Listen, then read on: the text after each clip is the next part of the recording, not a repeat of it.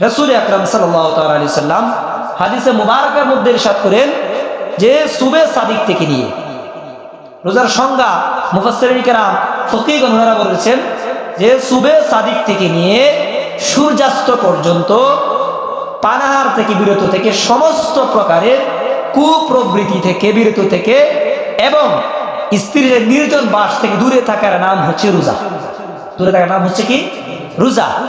তাহলে অন্য জায়গায় বলা হয়েছে, হাদিসে মুবারক ইরশাদ হয়েছে, আল্লাহ রাসূল সাল্লাল্লাহু আলাইহি ওয়াসাল্লাম বলেছেন অনেক ব্যক্তির রোজা শুধু উপবাস হবে। কি হবে? উপবাস হবে। উপবাস কি? যে সে রোজা রাখলো কিন্তু সে কি করলো না, রোজার যেইভাবে রাখার প্রয়োজন সেভাবে রাখলো না, তার রোজাটা শুধু কি হলো? উপবাস হয়ে গেল।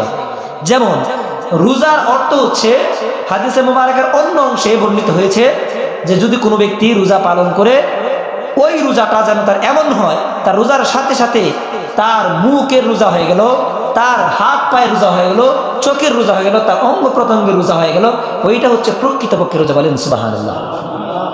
আর যে ব্যক্তি রোজা রাখার পরেও ফাহাশা কথা বললো, বিভিন্ন ধরনের গান মন্দ করলো, সুগুলখুরি করলো, বিভিন্ন ধরনের পাপাচার কাজ করলো, পাপ কাজ থেকে বিরত থাকলো না, ওই ব্যক্তির রোজা একমাত্র হবে কি? উপবাস থাকার মতো। কিসের মতো? উপবাস থাকার মতো। তাহলে রোজা শুধু না খেয়ে আসর সন্ধ্যা পর্যন্ত না খেয়ে থাকার নাম কি? রোজা না।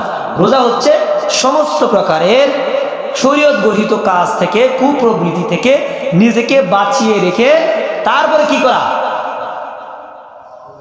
বাঁচিয়ে রেখে তারপরে রোজা রাখার নাম হচ্ছে প্রকৃতপক্ষে রোজা। আর আমি রোজাও রাখলাম, গালিও দিলাম। রোজা রাখলাম আবার মিথ্যা কথাও বললাম। রোজা রাখলাম অন্যের গীবত করলাম। রোজা রাখলাম আবার স্বামী স্ত্রীর ঝগড়া করে বিভিন্ন ধরনের ফাহিশা কথাও বললাম। আবার রোজা রাখলাম, রোজা রাখার কারণে মাথার ওই কি যেন বলে, মাথার মধ্যে একজন প্রেশার ট্রেক হয়ে গেল, তারপরে যা মনে চায় তা আমি মুখে বললাম। বাড়ির যারা কাজ আছে তাদের সাথে খারাপ আচরণ করলাম। সন্তানাদি ভালো কথা বলে একবারে সেন্ডে উঠলাম। ওইটার নাম রোজা না। রোজা শব্দ আত্মসংযম করা, নিজেকে আত্মশুদ্ধি করা। আত্মশুদ্ধি কখন হয়? আমরা উদাহরণ দিই, স্বর্ণ যখন আগুনে পড়ায় স্বর্ণ খাঁটি কি হয়? রং আর গাঢ় হয়।